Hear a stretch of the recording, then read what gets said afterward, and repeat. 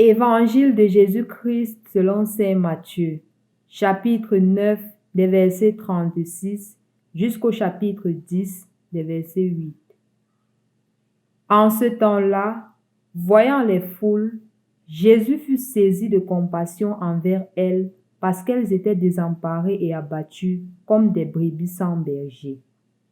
Il dit alors à ses disciples: La moisson est abondante, mais les ouvriers sont peu nombreux. Priez donc le maître de la maison d'envoyer des ouvriers pour sa moisson. Alors Jésus appela ses 12 disciples et leur donna le pouvoir d'expulser les esprits impurs et de guérir toute maladie et toute infirmité. Voici les noms des 12 apôtres. Le premier, Simon, nommé Pierre, André son frère, Jacques, fils de Zébédée, et Jean son frère, Philippe et Barthélemy, Thomas et Matthieu le publicain, Jacques, fils d'Alphée et Thaddée, Simon le zélote, et Judas l'Iscariote, celui-là même qui le livra.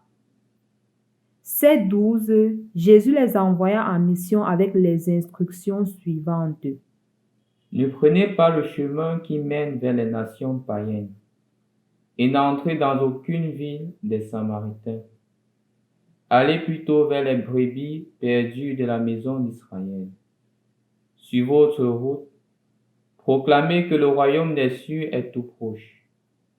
Guérissez les malades, ressuscitez les morts, purifiez les lépreux, expulsez les démons.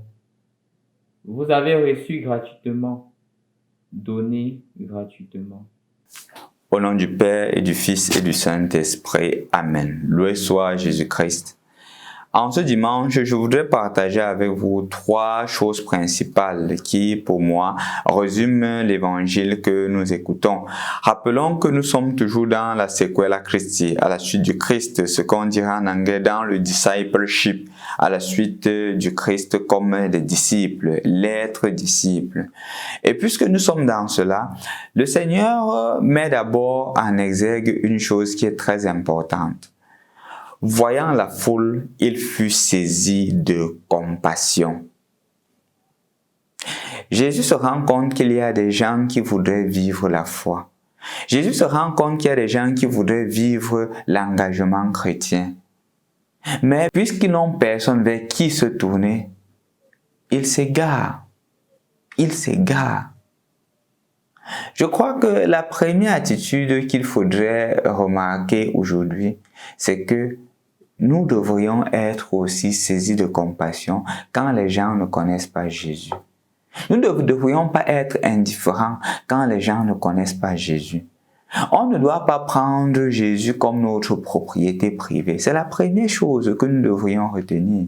J'ai vraiment aimé une image que j'ai vue dans un statut quelque part.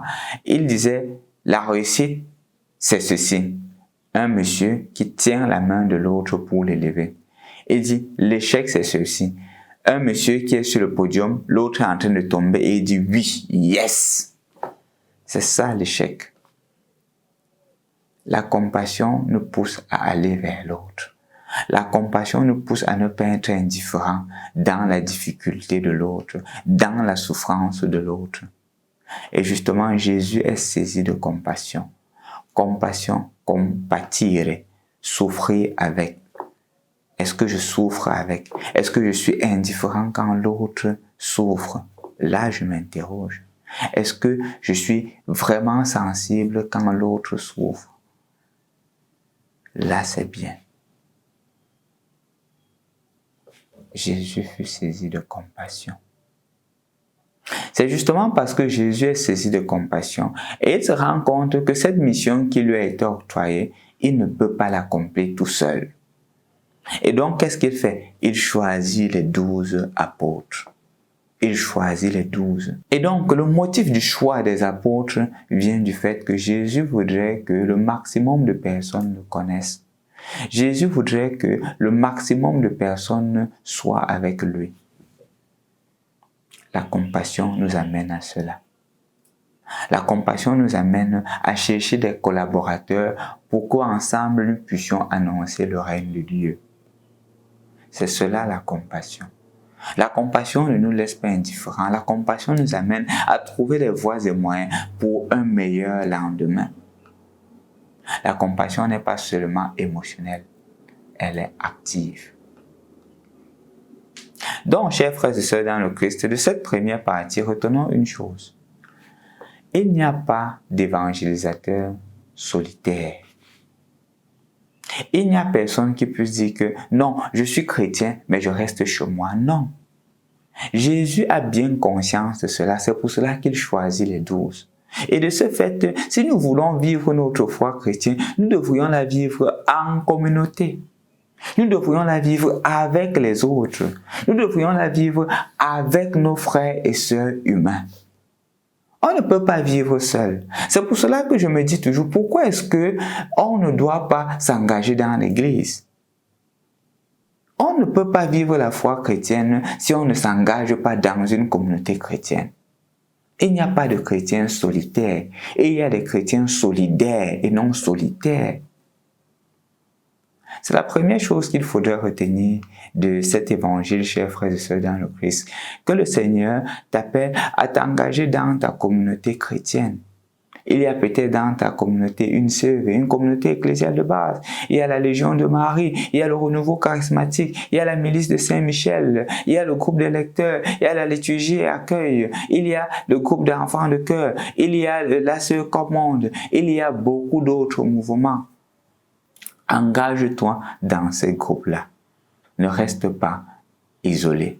Ne reste pas de ton côté. Ne justifie pas cela par manque de temps. Non, le Seigneur est maître du temps. Deuxième chose, parfois les gens se plaignent et ils me disent que mon père, je me suis engagé, mais dans ce mouvement, il y a des conflits. Les gens sont toujours en train de faire le commérage. Il y a ceci et donc j'ai arrêté. Je me mets souvent à rire, je dis, c'est parce que tu ne connais pas la première communauté chrétienne. C'est parce que tu ne connais pas justement l'identité des apôtres dont nous exaltons en ce jour. Je vais te donner seulement un exemple pour que tu puisses comprendre que même dans la communauté de Jésus, ce n'était pas aussi facile. Commençons par le publicain Matthieu. Matthieu était quelqu'un qui était en faveur de l'impérialisme. C'est pour cela qu'il était collecteur d'impôts. Il travaillait pour les Romains. Travaillant pour les Romains, il trahissait la nation juive parce que les Juifs étaient attachés à leur culture et à leur indépendance et à leur liberté. Quand tu travailles pour les oppresseurs, tu es un anti-juif. Matthieu l'était. Deuxièmement, Simon le zélote. Simon était un nationaliste. Et les zélotes marchaient toujours avec un couteau. Ils avaient la permission de tuer tous les Romains qu'ils rencontraient parce qu'ils voulaient libérer le peuple juif de la servitude romaine. Jésus appelle deux ennemis à vivre ensemble.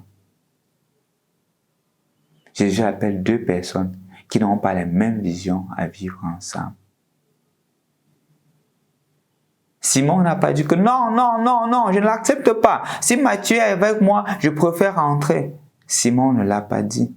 Il a accepté son frère parce qu'il sait que le centre d'intérêt n'est plus lui. Le centre d'intérêt, c'est le Christ. Et il est convaincu qu'il y aura quelque chose entre eux. Il y aura quelque chose qui pourra les unir malgré leurs différences pour l'annonce du règne de Dieu. Et donc, mon frère, ma sœur, Jésus ne t'envoie pas au milieu des saints. Il t'envoie aussi parmi les pécheurs, puisque toi aussi, tu es un pécheur. Et donc, acceptez les autres, ce qui vous unit pour le règne de Dieu, avancez ensemble. Et ce qui ne vous unit pas, mettez cela de côté. Nous ne sommes pas créés en série. Nous avons tout un background familial, un passé qui nous diverge les uns des autres. Et tenons compte de cela. Nous avons des blessures de l'enfance qui nous poussent à poser certaines actions que par exemple ceux qui n'ont pas eu ces blessures-là ne pourront pas poser. Prenons en compte cela. Donc ne trouve pas de justificatif pour ne pas t'engager parce que toi comme moi, nous ne sommes pas parfaits. Enfin, Jésus leur donne un mandat. Allez expulser les démons. Annoncer le règne de Dieu. Je crois premièrement que le premier démon qu'il faudrait expulser, c'est d'abord notre incapacité de voir l'image de Dieu dans les autres. D'être des personnes qui soient promptes à juger, promptes à condamner. C'est le premier démon qu'il faudrait expulser.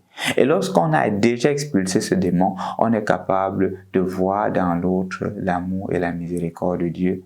Et ainsi, on est aussi capable d'expulser les autres démons. Les démons comme le mensonge, les démons comme la paresse, les démons comme la division, les démons comme la calomnie, les démons comme la jalousie, les démons comme le choix délibéré d'entrer ou d'encourager les gens à entrer dans des cercles exotériques. Les démons comme le choix délibéré de faire des choses qui ne sont pas en droite ligne avec la volonté de Dieu.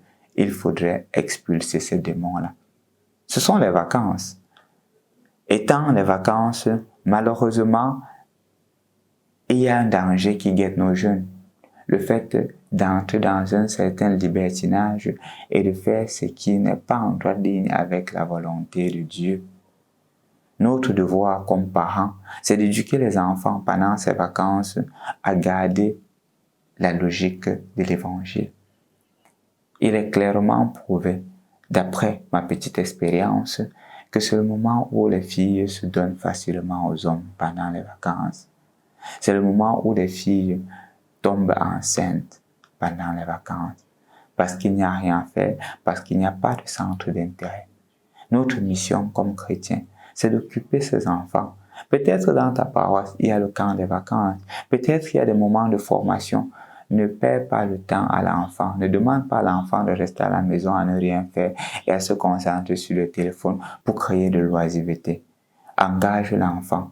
Permets à l'enfant de connaître davantage Dieu pendant ce temps de vacances, de se former chrétiennement. Il y aura des retraites, il y aura des recollections. Envoie l'enfant dans ces moments-là, dans ces lieux-là, pour qu'elle puisse grandir davantage en communion avec Dieu.